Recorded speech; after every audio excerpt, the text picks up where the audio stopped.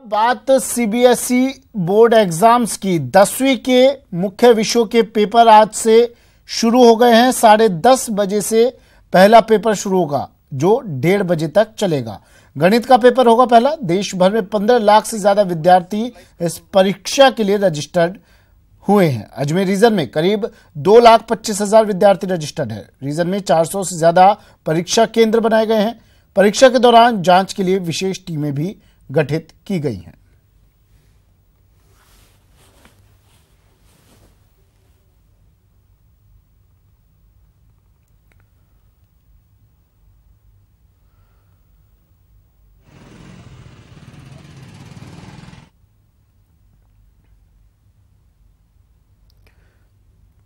माध्यमिक शिक्षा बोर्ड और सीबीएसई बोर्ड की परीक्षाएं आज से शुरू। सीबीएसई के गणित पेपर की आज परीक्षा, 10वीं के मुख्य पेपर्स की आज परीक्षा होगी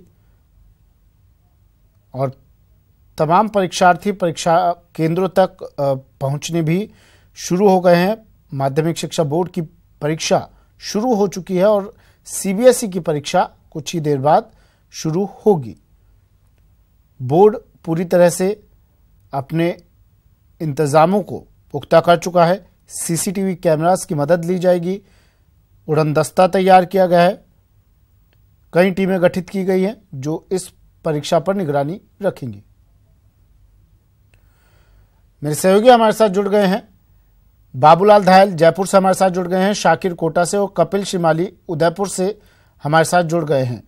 बाबूलाल, सीबीएसई के 10वीं के पेपर की परीक्षा भी आज, गणित का पेपर आज पहला, समय नजदीक आ रहा है। राजधानी जयपुर की अगर बात करें, कितने परीक्षा केंद्र यहां पर है? संवेदनशील, अति संवेदनशील कितने परीक्षा केंद्र हैं और क्या कुछ तैयारियां बोर्ड की तरफ से?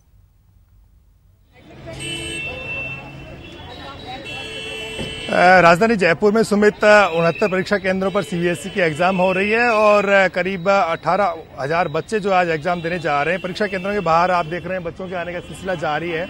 इस वक्त मैं सुबोध पब्लिक स्कूल के बाहर खड़ा हूं जहां पर बच्चे अपना रोल नंबर देख रहे हैं और सीटिंग अरेंजमेंट्स का जायजा ले रहे हैं कि उनका जो परीक्षा कक्ष है वो कहां पर पड़ेगा। तो बच्चों को देखिएगा, साथ ही पेरेंट्स भी बड़ी संख्या में यहाँ पर पहुंचे हैं और पेरेंट्स कह रहे हैं कि बच्चे नहीं, असल में एग्जाम उनको देनी पड़ रही क्योंकि बच्चों का तनाव भी दूर करना है, उनकी तैयारी जो है उन्हें अच्छे से करानी है और उस तैयारी का जो नतीजा निकलेगा उसका क्रेडिट कहीं ना कहीं पेरेंट्स को जाता होगा। क्या लगता है किस तरह से आज आप एग्जाम दिला रहे हैं? बेटी को लेके आए थे शायद आप? लेके आए हैं, हाँ जी। लगता क्या है किस तरह से तैयारी कराई और कितना कूल है आप? पिछले 1 महीने से तैयारी कर रहे हैं और बच्चों को यही कहा है कि भाई अपना काम तो मेहनत करना है, मेहनत करें और टेंशन नहीं लें। स्ट्रेस आजकल बच्चों में बहुत ज़्यादा है, एग्ज़ाम को लेकर कंपटीशन बहुत ज़्यादा है, तो स्ट्रेस लेने से तो पेपर ख़राब ही होगा। रिलैक्स रहें, आराम से दे के आएँ, ऐसा कोई बड़ी बात नहीं है। जैसे स्कूल में देते हैं वैसे ही बोर्ड का एग्ज़ाम है, कोई बड़ी बात नहीं। आप भी बेटी को लेकर के आए थे, किस तरह से आपने उसको मोटिवेट किया ताकि वो परीक्षा हॉल में अच्छे से कूल रहे और अच्छे से पेपर को जो है ना सोल्व करें? सबसे बड़ी बात यह है कि बच्चे जब स्कूल खुलती है तभी से अपनी थोड़ी थोड़ी तैयारी करते रहते हैं तो उससे आगे एग्जाम के टाइम पे लोड नहीं पड़ता है। हमारी बच्ची ने भी यही किया है, शुरू से अपना 5-6 घंटे का टाइम निकालती थी और आज उसको पेपर देने के लिए छोड़ने आए हैं तो बहुत कूल है और टेंशन फ्री है। और इसमें क्या होता है कि बच्चा जब पहली बार बोर्ड के एग्जाम में अपियर होता है तो सबसे बड़ी बात यह है कि वो टेंशन फ्री होना बहुत जरूरी है उसका। जब टेंशन फ्री होगा तो ही अच्छा पेपर करके आएगा। तो हमारी बच्ची को हमने यही कहा है कि बेटा टेंशन फ्री हो गए, और वो ऑलरेडी वैसे भी टेंशन फ्री है क्योंकि वो स्पोर्ट्स के साथ साथ में और पढ़ाई को भी अपना पूरा टाइम देती है वो। तो बच्चों से अभिभावक उम्मीदें कम कर रहे हैं और उनका उत्साह ज्यादा बढ़ाते हैं ताकि बच्चों के ऊपर बच्चों का जो मनोबल वो बरकरार रहे और उन्हें परीक्षा हॉल में कोई दिक्कतों का सामना ना करना पड़े। एक और पेरेंट्स हमारे साथ में। मैम, बेटी का एग्जाम है या बेटे का? बेटे का एग्जाम है। बेटे का एग्जाम है। अच्छा, किस तरह से तैयारी कराई आपने? तैयारी सेल्फ ही की है उसने तो। अच्छा, आपने किस तरह से हौसला बढ़ाया, उसकी हिम्मत बढ़ाई? बस मोटिवेट किया है कि वो 9th में भी अच्छा था तो अब 10th में भी अच्छा करेगा। तो घंटा भर हो गया है, बच्चों के आने का सिलसिला जारी है और अधिकांश बच्चे जो है भीतर जाने लगे हैं और थोड़ी देर बाद में एग्जाम शुरू हो जाएगी। लेकिन जो पेरेंट्स हैं उनके दिलों की धड़कन बढ़ रही है क्योंकि पहली बार बोर्ड की एग्जाम का सामना कर रहे हैं बच्चे। 10वीं का पेपर है। आपके यहाँ से कौन एग्जाम दे रहा है? मेरी बेटी एग्जाम दे रही है। अच्छा, कैसे किस तरह से आपने उनको तनाव मुक्त बनाने की कोशिश की? वो तनाव में बिल्कुल नहीं थी, क्योंकि मेहनती बच्ची है, शुरू से मेहनत कर रही है। मैंने सिर्फ इतना कहा कि बेटा तुम्हें you must do your best, forget the rest. बस यही मेरा रहा उद्देश्य। बाकी वो एग्जाम पेपर डिपेंड करता है कैसा है। बहुत मेहनत करने के बावजूद भी बच्चे कभी कभी नहीं कर पाते हैं उतना, लेकिन she is trying her best. तो कई अभिभावक ऐसे भी हैं जो बच्चों को कहते हैं कि अपना बेस्ट करो और बाकी चीजें भूल जाओ, यानी कि बच्चों का मनोबल बरकरार रखने के लिए। बिल्कुल। चलिए बाबूलाल, यहाँ रोकना चाहूंगा आपको। इस वक्त प्रेस कॉन्फ्रेंस कर रहे हैं, सीधा लिए चलते हैं। दोस्तों, आज पूरे देश में चौकीदार की चोरी को लेकर चर्चा है और अब तो सबूत और साक्ष्य भी सामने हैं। मैं बगैर विलंब के आदरणीय कांग्रेस अध्यक्ष श्री राहुल गांधी जी से अनुरोध करूंगा कि वो इस खुलासे की अगली कड़ी में अपना वक्तव्य देंगे। Good morning. सॉरी, थोड़ा लेट हो गया मैं। तो एक नई लाइन निकली है, गायब हो गया। 2 करोड़ युवाओं का रोजगार गायब हो गया। किसानों को सही दाम गायब हो गया। 15 लाख रुपए का जो वायदा था, पैसा जो बैंक अकाउंट में आना था, वो गायब हो गया। किसानों के बीमा का पैसा गायब हो गया। नोटबंदी और जीएसटी में कारोबार गायब हो गया। ढोकलाम गायब हो गया। और राफेल की जो फाइलें हैं गायब हो गई।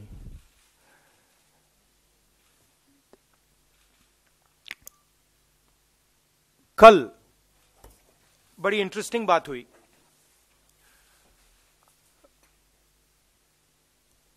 मीडिया के बारे में कहा जाता है कि हम आप पे इन्वेस्टिगेशन करेंगे क्योंकि राफेल की जो फाइलें हैं गायब हो गई।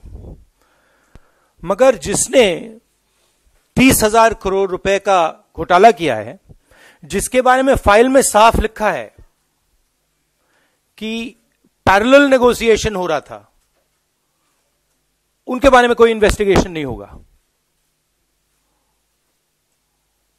बेसिक आइडिया है कि किसी चीज को भी मड़ोड़कर बदलकर नरेंद्र मोदी जी का बचाव करना है। कोई भी इंस्टीट्यूशन हो, सरकार का सिर्फ एक काम है कि जो चौकीदार है उसको मतलब बचा के रखना। बताइए, कोई सवाल हो? हाँ,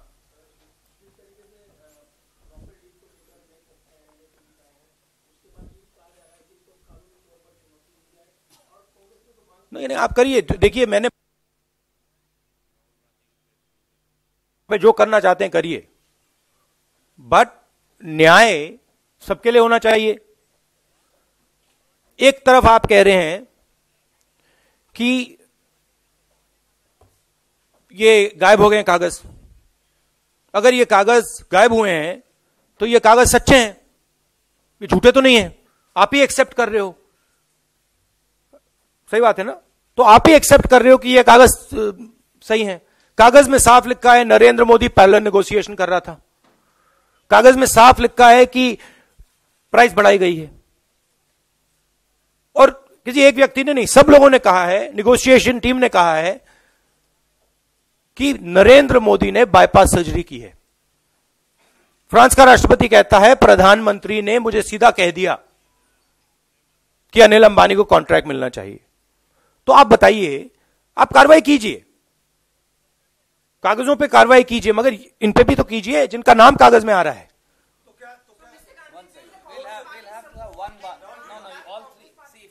या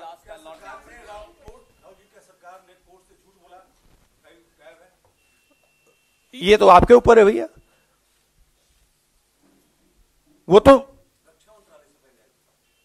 वो सिर्फ फाइल थोड़ी गायब है, तो सब चीजें गायब है। रोजगार गायब है, किसान का मतलब जो सही रेट मिलना था वो गायब है, ढोकलाम गायब हो गया।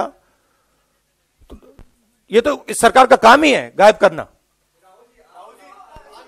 या the point is that it is the governments job and the court's job to give justice. Right? We are just saying give justice to everybody. अब न्याय की बात कर रहे हैं तो सबको दीजिए। क्लियर कट वहां पे प्रधानमंत्री का नाम आ रहा है, फाइल में लिखा है PMO is carrying out parallel negotiations, तो उसकी भी इंक्वायरी कीजिए। उसके बारे में मतलब क्या कंफ्यूजन है?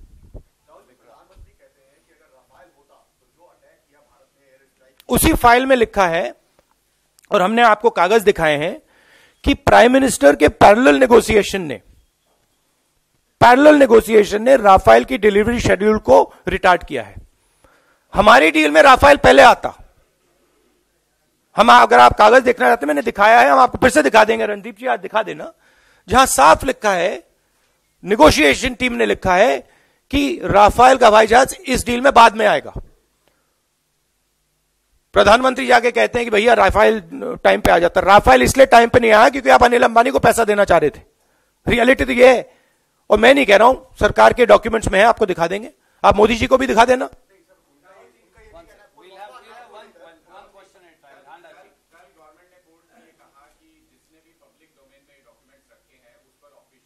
अरे भाई मैं कह रहा हूं आपको जिस पे कार्रवाई करनी है आप कीजिए। वो तो ओपन सीजन है, कीजिए, आपकी सरकार है, मगर प्राइम मिनिस्टर पे भी कीजिए। प्राइम मिनिस्टर ने स्वयं 1:30 बजे रात को सीबीआई चीफ को हटाया। सुप्रीम कोर्ट ने कहा कि इसको वापस डालो, उसके बाद प्राइम मिनिस्टर फिर से हटा दिया। तो कुछ ना कुछ तो है, आप कीजिए, जो भी इंक्वायरी करनी है आप कीजिए, सब पे कीजिए, मगर प्राइम मिनिस्टर पे भी कीजिए। प्राइम मिनिस्टर ने राफेल डील को डिले किया। प्राइम मिनिस्टर ने 30,000 करोड़ रुपए अनिल अंबानी की जेब में डाले। डिफेंस मिनिस्ट्री के मतलब कागजों में लिखा है, पर्रिकर जी ने अपना मतलब क्लियर कट बोला है कि मैं ब्लैकमेल कर रहा हूं। ऑडियो टेप है, आपको सुनाई है मैंने। उनके मंत्रियों ने कहा है कि यहां पे मतलब गोवा के चीफ मिनिस्टर कह रहे हैं कि मेरे पास फाइल पड़ी हुई है। वहां भी इन्वेस्टिगेशन कीजिए, उनके पास फाइल कैसे पड़ी है, करिए, सब पे कीजिए, बट प्राइम मिनिस्टर पे भी कीजिए।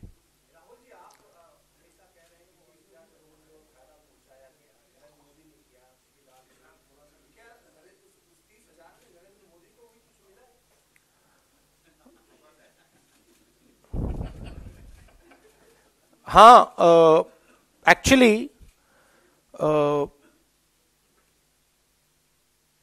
कनेक्शन डायरेक्ट है। वो सब सच्चाई आ जाएगी बाहर। देखिए, वो जो रियलिटी है, पैसा कहां गया है, वो आस्ते आस्ते आ जाएगा। बट मेन बात है कि डिफेंस मिनिस्ट्री के फाइल में, आप ब्यूरोक्रेसी को समझते हो, डिफेंस मिनिस्ट्री की फाइल में निगोशिएशन टीम के लोग जब लिखते हैं PMO is carrying out parallel negotiation, वो पैरेलल नेगोशिएशन क्यों हो रहा है? ऐसे ही मतलब मजे के लिए हो रहा है? उसका कोई कारण होगा ना, नहीं तो आप उनको करने दीजिए अपना काम। जो नेगोशिएशन टीम है, अगर आप उनको काम करने देंगे वो काम करेंगे। आप उसमें दखल क्यों डाल रहे हैं? कोई ना कोई कारण तो है, और कारण यह है कि आप अनिल अंबानी को 30,000 करोड़ रुपए देना चाहते थे, और वो सिर्फ आप अनिल अंबानी को नहीं देना चाहते थे, उससे आपका भी फायदा होगा।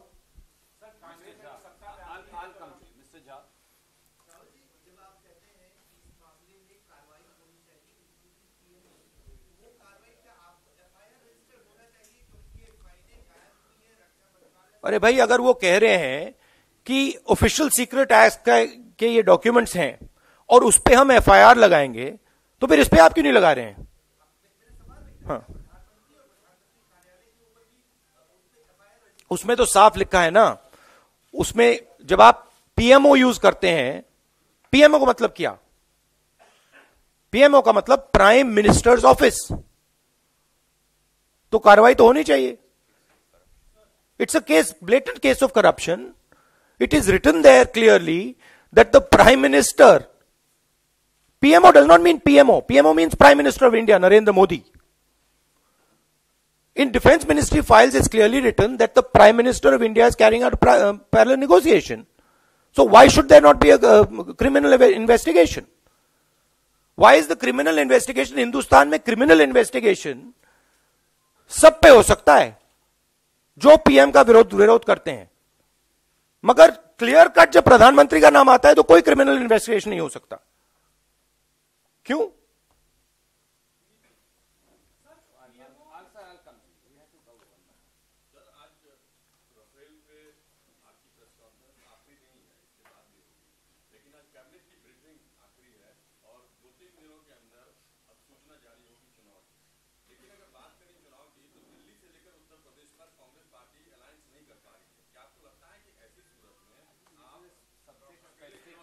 एक्चुअली नहीं, I'll tell you. एक्चुअली अगर आप देखें, महाराष्ट्र, तमिलनाडु, झारखंड, हमारे अलायंसेस सेट हैं। दिल्ली में हमारी जो पार्टी है वो अलायंस यूनानिमसली अलायंस के अगेंस्ट है, बट ओवरऑल हमारे अलायंसेस ट्रैक पे हैं।